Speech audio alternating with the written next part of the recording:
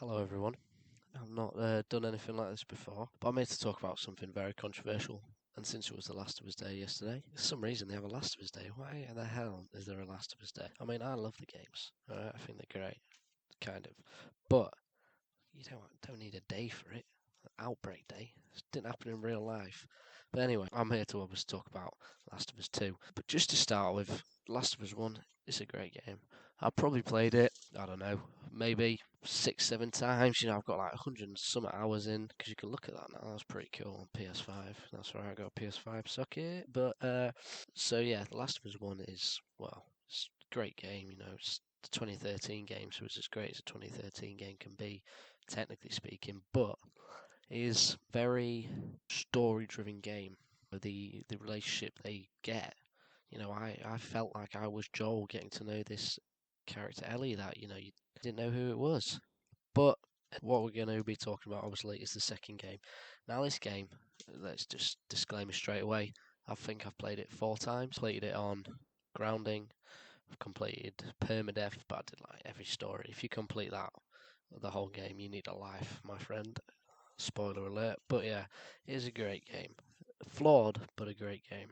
No, we're going to talk about why I think The Last of Us, just what I think of The Last of Us 2. Not that you give a shit, but I thought I'd tell you anyway. We'll start obviously with the butch elephant in the room, which is Abby. Now, Abby is an interesting character, really, isn't she? She's a funny one. At first, I hate her. I think that like half the game, when I first played it through, it was absolutely awful. I had to force my way through it. They give you interesting segments. You notice how they make Abby's story a lot more interesting. You have that Rat King boss or whatever he's called. I think it's the Rat King. You have sort of that skyscraper building where you got to go across that, go down there. That's really cool missions. They're fun to play. You shit yourself every time something jumps out, and it's like, well, it doesn't make me like Abby any more as a character. I think she's flawed and generally a nasty person. Just because she helped a transgender doesn't mean I've got to fucking like her, alright? Secondly, or whatever. But yeah, I think Abby is just not what I wanted to play as, let's put it. And I think the problem stems from Naughty Dog, Neil Druckmann. All right, let's say I'm selling you something here. All right, I've got a 10 cans of fuel. If you live in England, you'll appreciate that. But all right, I tell you, all right, this is 10 cans of fuel over here. All right, and I sell it to you, and there's only 5. All right, you're gonna be like, what the hell's this? What the fuck's going on, mate? But that is the same with how Naughty Dog did this game, alright? You cannot take my favourite character and many other favourite characters, right? From the first game, yeah, Ellie's great, but Joel is why I'm here. I'm not playing as Ellie, I'm playing as Joel, alright? And they lied, didn't they? Oh, it's a Joel and Ellie story. Alright, yes, strictly speaking it is, but it's not, alright? Half of it is about Joel and Ellie. The other half is about some butch lady. And let's also talk about that. I am all for accurate representation, equal representation, whatever. Get the gay people, get the lesbian, whatever you want to do. Get them all in there. I don't care. As long as it doesn't affect the narrative, alright? So let's do this how they did it well. Someone like Ellie, being obviously a lesbian, I never feel really like they throw that in your face. Sure, there's a fucking few corny scenes where they're sort of like calling each other babe, and it's like, what the fuck? Like, no. This is just cringing me out. And then there's some better scenes, where obviously they're together talking, you're getting to know them, and it's like, it's nice. But let's take Abby, right? Now, I occasionally go to the gym. I don't mind going. I'm not buff. I just like to go because it's, a relaxer, we'll say. But for a woman, this is science, you can argue if you like, to get that buff in, a modern world where you can eat as much as you like is extremely difficult. Not impossible, extremely difficult. There's this thing that men have called testosterone. I'm not sure if you've heard of it, but it makes things easier for us, alright? Don't blame me, blame the man in the sky, alright? But it's there. But for her to get that buff while eating a burrito a day, you know what I mean? It just doesn't happen. I'm sorry, like I don't mind it. I'll let it slide simply because I understand you just want to make. Oh look, we're really good. We like muscly women. It's like okay, well done. Who cares? All right, like come on. It makes you, you look at it and you're like, I'm in a zombie apocalypse right now. where people are dying every second in terrible ways, and somehow this motherfucker got as big as Arnold by eating burritos. Alright, anyway, we'll go past that because, I can understand. You just want to make different characters, interesting characters, things like that. I can understand. Alright, let's get on to Lev now. Lev, I think, is one of the best parts of this game, to be honest. I really like him as a character. I think he's really interesting. He's some great character moments, and I'd say he holds up Abby's side of the story very firmly. With a big ass stick. Alright? However, right, do we honestly think that Lev is going to be questioning their gender in a zombie apocalypse? Alright? There's a reason this didn't happen in the 1500s, alright? Because people were scared about getting killed by the next door neighbour or getting cholera or something, yeah? These things are only happening now because we're at peace and we have more time to think about things personally to us. And I just struggle to believe that would happen. And it's just sort of like, I'm happy it's there, you know what I mean? I don't want them to take it out. But it's kind of like, you got to get your agenda straight here, Naughty Dog. What sort of story are we telling here? Are we telling a story that's making us look good? Or are we telling a story that is interesting, captivating, something that our audience, i.e. the fucking players, are going to want to play? Alright? Like, no one's going to fucking buy your game now that you fucking killed Joel. Like, well, of course they will. I'm going to buy the third one. That's a complete lie. Simply because the game is fun as fuck. Alright? There is something so satisfying about going around, shanking people in the neck, calling them motherfuckers, popping people with a pea shooter. Like, there is nothing better. And the game is just so satisfying just to go around and you be violent. It's kind of weird. You're kind of like, damn, am I crazy? But no, it's a game, so you're not crazy. Question mark. I hope you understand what I'm getting at. It's like, it's a fun game, but is there need for these political sort of ideologies flushed down your throat? Like, I completely believe, right, if you are not comfortable in the gender you're in, you need to, do what makes you happy, and I'm so sorry that happens. I couldn't imagine that. I'm quite comfortable where I am. However, when we're sort of sacrificing the gameplay to get your beliefs to make you look like a good company, it's like, oh, look, we're the first transgender fucking game character or whatever. I'm probably sure it's not, but it's probably the most significant, isn't it? I couldn't tell you another one. Right, next point is Ellie and Joel. Now, I would say, I'd definitely say these two are the reason I bought the game. When I watched that trailer where Joel walks in and now you look at it and he's all white and ghost-like and you're kind of like, fucking hell, it's clear he's dead from day one. And it's kind of like, how did you not see it? And it's like, I managed to avoid the spoilers as well, and I'm so close. I remember watching Donkey's video, if you saw that. He's like about to tell you, and he's about to tell you, and I was like, oh, I'm so glad he didn't fucking say it in the end. But anyway, I'm here for Ellie and Joel, alright? And Joel is just, I don't mind that he, dropped his guard. I think that's, people say that, I think you're fucking stupid. Like, the man's lived in a village where, everyone, gets on really well. It's a community. He's not in this army sort of whatever it was called, Fedra run place where, you have no life basically. You can't do anything. He can do whatever he wants. And so he's just sort of grown a bit more, not soft, but a bit sort of less alert, let's say.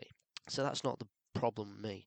The problem is, he's not fucking in it. Like, what the fuck? You can't tell me this is a Joel and Ellie story and be confused as to when you bring it out and you mash his head in with a fucking golf club. That I didn't like that. It's like, oh, well, what a surprise that is. It's like, oh yeah, alright. I loved going back in time and putting hats on dinosaurs, alright? Nice, that was cool. And then you find out that Ellie's been a fucking prick to him the whole time. And it's like, oh god, like, when you play the first game and you get to that finale, that end segment, let's say, when you go through that, and if I'm not on a hard difficulty and I am there, I kill every single one of them fireflies. Every single one. Every single one gets a bullet in their head. I go out my way to make sure they all die. Alright? I did that because I want to save Ellie. I made that choice. There was not one moment during that scene where I'm like, maybe this is the wrong thing. No, it didn't happen, alright? I was so ready to save Ellie every time. And let's get something straight. The fact Joel died doesn't bug me. I think Joel dying is a very, very good narrative point, and I think, it should happen at some point, but I don't think it should happen in the first 2 hours. I shouldn't then be forced to play as his murderer, who isn't really a very nice person. You know, she is not a nice person, Abby, is she really? You go through this whole game and Abby is sort of, I won't lie, like she's an interesting character. You know, I'm starting to like her. And then when Ellie says she's pregnant and she's like, good, I was like, what the fuck? Like, you have not grown at all as a character. You are still the psychopath who enjoys murdering people. Like, and obviously, yeah, I know I'm the psychopath. I love pressing square into people's necks. But the point is, it's like, can you blame me for being like this isn't for me when they killed, in my opinion, the best part of the first game. And sure, Ellie's a great character. But she's number two for me anyway. It's Joel then Ellie. And I don't know. I feel like from who I spoke to, they feel the same way. And I feel like they've really sort of misread the situation between fans and Naughty Dog. They were like, "Oh well, we're making a hero story here, but it's actually about Ellie." It's like, okay, that might be what you're trying to do, but you've not done that. You created a story about a character called Joel, who I really want to get to know more about with the relationship of Ellie in the second game. So I have a little thing, since I'm obviously better than everyone at Naughty Dog. Why not just kill him halfway through the game? At least let me have a few hours of enjoyment with him when you promised me a whole game. You know, don't be surprised when I'm suddenly like, oh, what the fuck's this? When you kill him within the first 2 seconds. Like, I'm fucking like, what the fuck? I think it just comes down to agendas, doesn't it? People's beliefs. Let's get something straight. I fucking, I admire all people. I don't care. My belief is as long as you don't harm anyone else, you do what you need to do to make yourself happy. And if that means, I don't know, being a lesbian, being a gay, being a transgender, fucking do that shit. I don't care, alright? But I don't think it should be force fed down my throat like cough syrup from my dad when I'm ill, because it just doesn't work. It makes me just feel like it just doesn't make me connect. Like Lev, I'll admit, it did kind of work in this instance. I think Lev's a really interesting character. But the first time I played it, I didn't even realise he was a transgender. I didn't. That's, maybe I'm just a retard. But I just like, it's because it wasn't on my mind. I'm not here in this game right now. Video games are amazing because they take you away from the shit world we live in. Let's be real, all right? That's why I play them. They're fun. You get cool fucking environments to play in. You can pretend to be someone else. Get invested in this world. So you get invested in Joel, you get invested as being this dad for this little girl called Ellie. Then Neil Druckmann decides, all right, well, now, by the way, we don't actually care about you. We don't care about the audience. All we care about is looking good. So here's a buff lady in a zombie apocalypse where being buff in real life is hard enough. Like, I wouldn't even expect a man to be buff. You know what I mean? It's not about fucking genders. It's about what is real here. This is a zombie apocalypse. And a pretty real one too, obviously this ain't gonna ever happen in real life, probably, coronavirus 2.0, but like, when they're human-like, you can get more involved, you know what I mean? You're like, whoa, this is fucking cool, this couldn't happen, but it could happen, COVID 2.0, but it's just like, fuck, man, just the potential. I'm more than happy for you to tell this story, but I just think they went about it in the wrong way. But yeah, I think I've rambled about everything. This is, honestly, I've been planning this video probably for a year in my head. I never thought I'd do it, but just last night I was laying in bed, I was like, you know what, I'm gonna fucking do it. And here we are. But no, I'm not looking to cause an argument, I'm just looking to express my opinion. You seem to express yours all year long, I thought I'd give mine on this day. So there you are. I don't know, I just fascinated as to why they went down this road and how, investors or whoever the big people who make, I'm sure there's a lot of money behind these decisions. You can't just go, oh, we're killing Joel, and everyone goes, okay, you do what you want. That doesn't happen, alright? So there's clearly other people involved, higher ups. It must be. Can't just kill Joel. And then, have you seen as well, to make it up for us, they brought us out a 20 fucking inch statue of Joel holding a guitar. Oh, brilliant. Thanks. Fucking, here's 150 quid. It's like, no, you dickhead. It probably fucking comes half. That's what. Oh, here's Joel, by the way. He's missing his fucking brain. Cheers, Neil. But no, I think I'm gonna leave it there. I think I've been maybe rambling a bit too much, but do appreciate you if you made it to this far, and please leave me a comment. I'm gonna definitely respond to them all because I don't think there'll be that many. So thank you, and take care of yourself.